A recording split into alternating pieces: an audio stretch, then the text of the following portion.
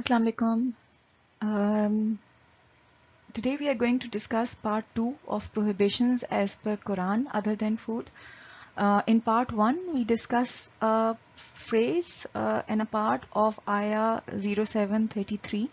Today we are going to discuss the full ayah 0733. So before we go on to discuss 0733, this particular ayah, I would like to just briefly summarize a discussion point that we discussed a while back. That whenever we pick any ayah, we need to look at the complete context of that ayah, which means that we need to take at least 4 to 5 ayahs before this ayah and 4 to 5 ayahs after this ayah in order to understand the context that is being discussed in this particular ayah. So as an example, we are going to discuss just one ayah. I have looked at the complete context, but for the purpose of this discussion and as an example, I'm going to discuss only one ayah, which is 0732, which is one ayah before our desired ayah 0733. So in this particular ayah 0732, we are going to take out the meanings from the Arabic Quranic dictionary of these three words, and the way to do that is the same that we have already discussed in how to use Lughat, Arabic Quranic dictionary. So I have discussed that how we do that in detail in that particular video. So following the same procedure, I have taken out the meaning for the first word, which is the word zinat. So if we look at the Quranic dictionary, the root word of the zinat is zeen, and what it means is the Quran has used word zinat in multiple meanings. It means anything used to decorate, adornment, jewelry, ornament, etc. It means to beautify anything or make it look attractive. Something that looks beautiful to us aesthetically, which means that it has been built as a part of our fitrat. And fitrat by definition is a set of all those characteristics and qualities that has been embedded in us in its most pure form at the time of our creation by our creator. So zenat is anything which looks good to us, to which we are attractive as a part of our fitrat. And if we look at this particular ayah, this ayah defines what is zinat as per Quran and what are the things that are part of the zinat. So this ayah says that zinat for people is the love of that which they desire. And what are those things? Of women, which means that women, us as our whole being is zinat, and sons. So our sons is our zinat. Heaped up sums of gold and silver, fine branded horses and cattle.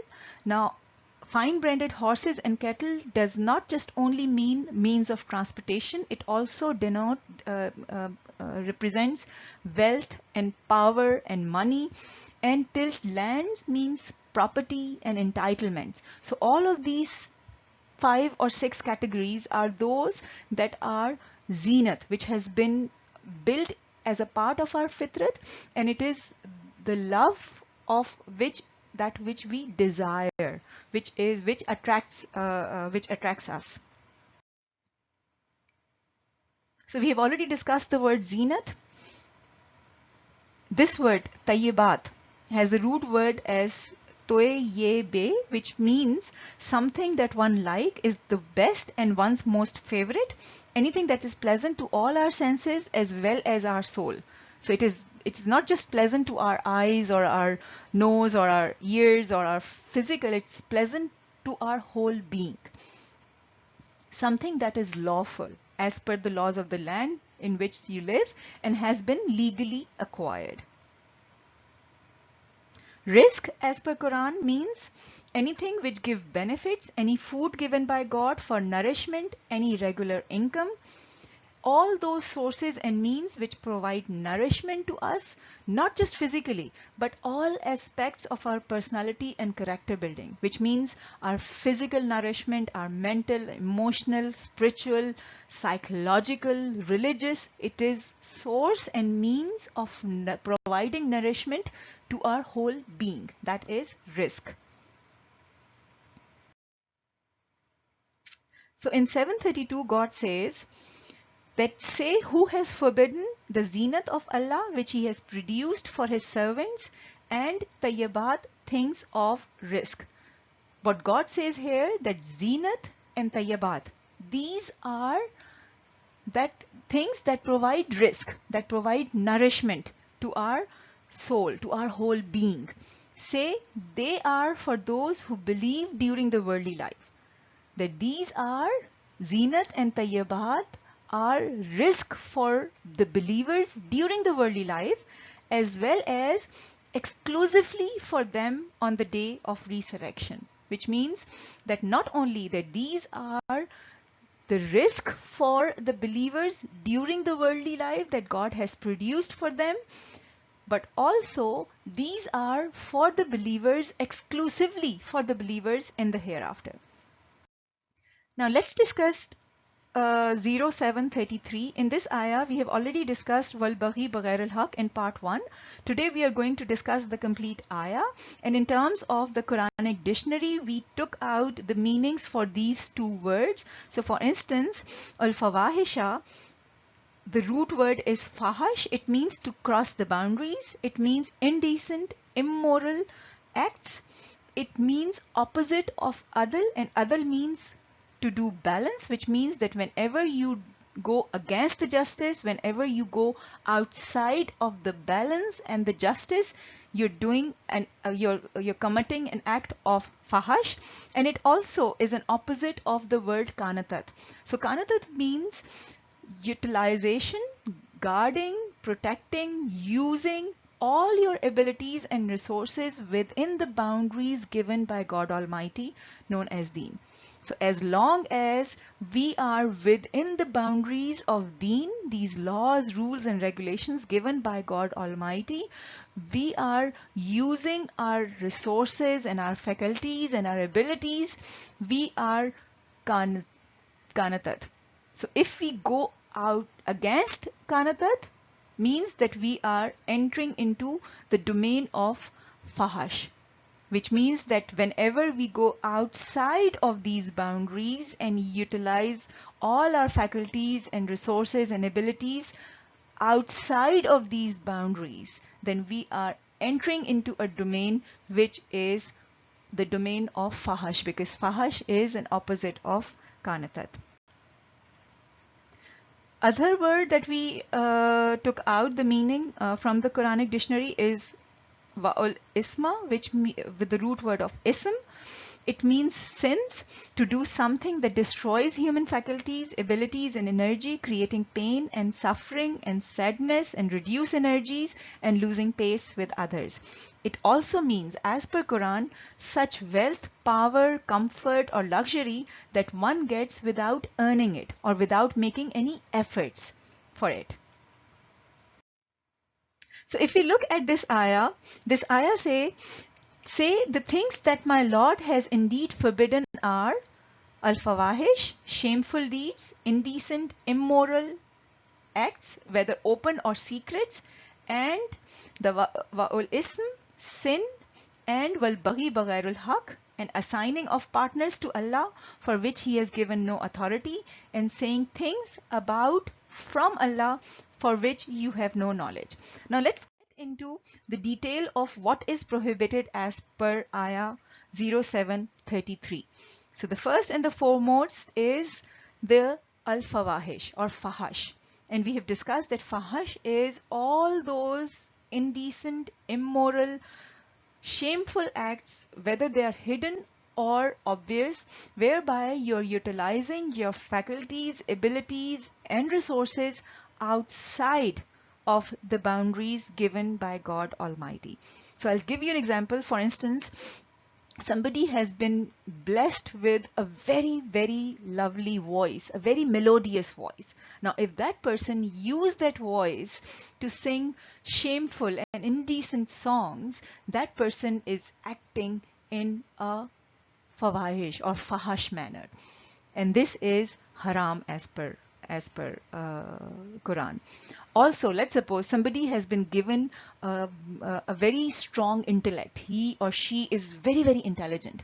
Now, if that person used that intellect to hack a system or to do robbery or do anything which is outside the boundaries given by God Almighty as Deen Allah, then that person is entering into a fahash aspect, a fahash element, which is haram as per God, and it would be treated as immoral act or indecent act or shameful act. Now, all those sins which creates pain and suffering and lawlessness and destruction, so all those sins are haram as per God Almighty and as per this ayah. Similarly, any wealth, any power, any comfort or luxury that one acquires without earning it or without making any effort for it, then that would be haram. For instance, gambling. If you earn a lot of money through gambling, then that money is haram for you, because this would be wealth, power, or comfort or luxury that one gets without earning it or making any effort for it. Similarly, assigning of partners to Allah for which He has given no authority. Now, on the face of it, this seems like a very, very obvious thing that you cannot assign partners to Allah.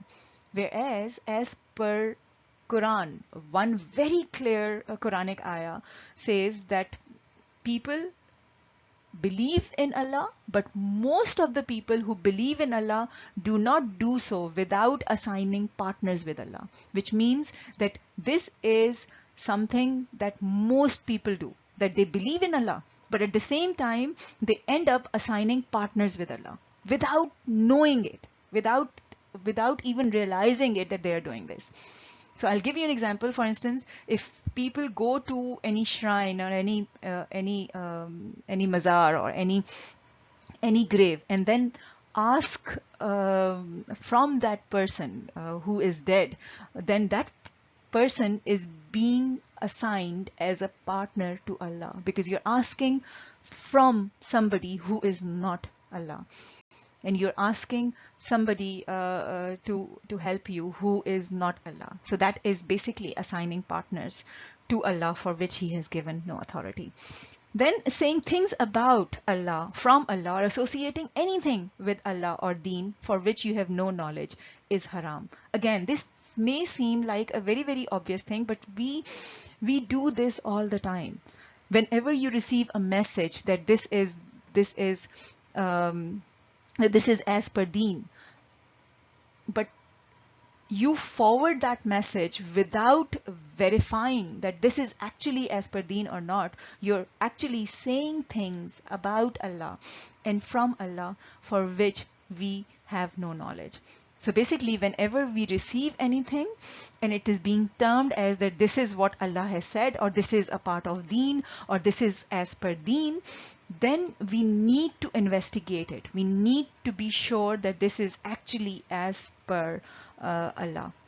Similarly, we come across many times statements saying that Allah gets angry on this or Allah gets angry on that, for which we have no knowledge. We do not know whether that is true or not. Then what we are actually doing, we are doing something that is termed as haram as per God Almighty. It's termed as aligned with doing shirk. So we cannot associate anything with Deen, with Allah, or that this is from Allah or about Allah, for which we have no knowledge, because this is termed as haram and it is aligned with doing shirk. It is that prohibited as per Quran. And then in part 1 we have already discussed wal baghi baghairul haq, which means it's haram, it's prohibited to go to extreme, to cross the boundaries. It's prohibited to rebel, to go against laws, system, rules, regulations, to abuse, to oppress, to torture someone, basically to act against someone in the state of jealousy, to hide the truth, to change the truth, to amend or replace the truth, to not give someone or something its due right, to not fulfill our obligations towards anything or anyone, to hinder, oppose, not to support, or go against those constructive activities which are termed as haq. So in conclusion, today we have discussed the importance of context. It's extremely important that whenever we take out any ayah to understand, we need to take at least 4 to 6 ayahs before that ayah, 4 to 5 ayahs after that ayah. As an example, we have just discussed one ayah, which was one ayah before the referred ayah that we were supposed to discuss. So the ayah that we have discussed is 732, and in this ayah we have discussed what is meant by zinat and tayyibat, and we realize that this is a part of our fitrat that God has embedded in our nature.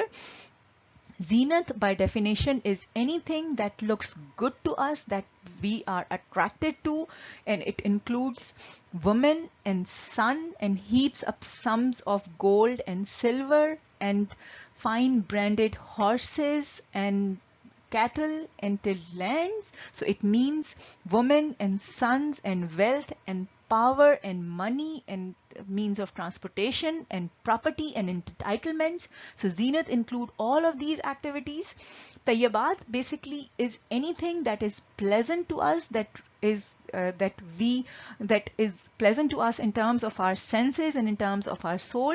Tayyibat is anything which is lawful as per the law of the land and is legally acquired, and it has both of these has been embedded in us as a part of our fitrat by our creator. Both of these, zinat and tayyibat, has been produced by Allah, and they have been produced by Allah as rizq for us. And rizq in definition means anything that provides nourishment to our being, to our whole being, not physically only, but also spiritually, mentally, psychologically, religiously. It provides nourishment to our whole being, and this is a source of character and personality building for us. And God has said in 732 that God has produced these zinat and tayyibat as rizq for the believers, not only in this worldly life, but also these would be purely and exclusively for the believers in the hereafter. And then in 733 we discussed that it's prohibited to, in part 1 we have already discussed al-baghi baghairul haq, which means to go to extreme, to cross the boundaries, to rebel against, to go against the laws, systems, rules and regulations that you are under oath for and you need to be abided for, to abuse, to oppress, to torture someone, or to act against someone in a state of jealousy is haram, to hide the truth, to change, to amend or replace the truth is haram, to not give someone or something its due right is haram, not to fulfill obligations towards anything or anyone is haram, to hinder, to oppose, not to support or go against haq, against support activities that are working against batil, constructive activities is haram. Similarly, shameful or al-fawahish, all the shameful, indecent, immoral acts, whether they are hidden or obvious, both are haram. Then sins of all kinds, to earn, to get wealth, power, luxury or comfort that one gets without earning for it or without making any effort for it is haram. To assign partners to Allah for which He has given no authority is haram, and this has to be done in letter and spirit, not just in terms of your words but also in terms of your whole being. we need to realize that it is only one and only God Almighty that we believe in. And then again, saying things about Allah, from Allah, or associating anything with Allah or Deen for which we have no knowledge is termed as haram as per Quran. So today we discussed two ayahs, one ayah, and in the next session we are going to discuss two more ayahs. All three of these ayahs lists all the prohibitions that are prohibited as per Quran other than the food category. The next two ayahs that we're going to discuss in the next video is 1690 and 6151. Thank you so much for listening to this video. Until next video, take care of yourself. Thank you. Jazakallah khair. Allah Hafiz.